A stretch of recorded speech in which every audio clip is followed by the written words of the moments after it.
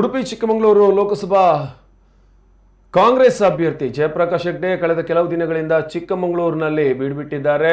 ನಿರಂತರವಾಗಿ ಜನಸಂಪರ್ಕದಲ್ಲಿ ತೊಡಗಿದ್ದಾರೆ ಮತ್ತು ಯಾಚನೆಯಲ್ಲಿ ತೊಡಗಿದ್ದಾರೆ.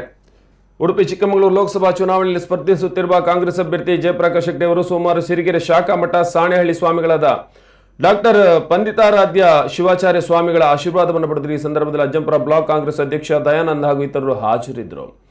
ಇನ್ನು ಲೋಕಸಭಾ ಚುನಾವಣೆಯಲ್ಲಿ ಕಾಂಗ್ರೆಸ್ ಪಕ್ಷಕ್ಕೆ ಬೆಂಬಲ ನೀಡುವಂತೆ ಮೂಡಿಗೆರೆಯ ಮುದ್ರೆಮನೆ ಕಾಪಿ ಕಂಪನಿಯ ಮಾಲೀಕರೊಂದಿಗೆ ಕಾಂಗ್ರೆಸ್ ಅಭ್ಯರ್ಥಿ ಜಯಪ್ರಕಾಶ್ ಹೆಗ್ಡೆ ಅವರು ಮಾತುಕತೆ ನಡೆಸಿದ್ರು. ಈ ಸಂದರ್ಭದಲ್ಲಿ ಮಾಜಿ ಸಚಿವ ಮೋಟಮ್ಮ, ಶಾಸಕಿ ನಯನಾ ಮೋಟಮ್ಮ, ಮಾಜಿ ಶಾಸಕ ಶಿವಶಂಕರ್ ಸೇರಿದಂತೆ ಅನೇಕರು ಉಪಸ್ಥಿತರಿದ್ದರು.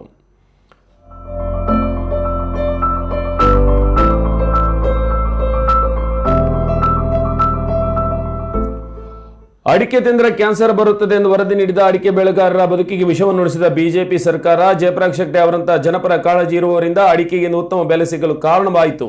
ಈ ಬಗ್ಗೆ ಸವಾಲು ಎಸೆಯುವವರು ಯಾರಾದರೂ ಇದ್ರೆ ಮುಕ್ತ ಚರ್ಚೆಗೆ ಬರಬಹುದು. ಕ್ವಿಂಟಾಲ್ಗೆ 10,000 ಇದ್ದ ಅಡಿಕೆ ಬೆಲೆ ಇಂದು 50ರ ಗಡಿ ದಾಟಿದೆ. ಒಬ್ಬ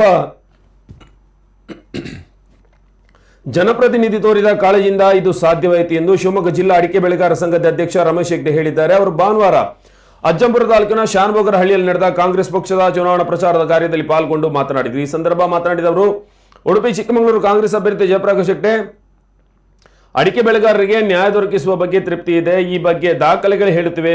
ನೀಡಿದ ವರದಿಯಲ್ಲಿ ಅಡಿಕೆ ತಿಂದರೆ ಕ್ಯಾನ್ಸರ್ ಬರುತ್ತೆ ಎಂಬ ಸುಳ್ಳು ಹತ್ಯೆ ಹರಡಿದವರು ಯಾರೆಂಬುದು ಎಲ್ಲರಿಗೆ ಗೊತ್ತಿದೆ ಅಂತ ಹೇಳಿದರು.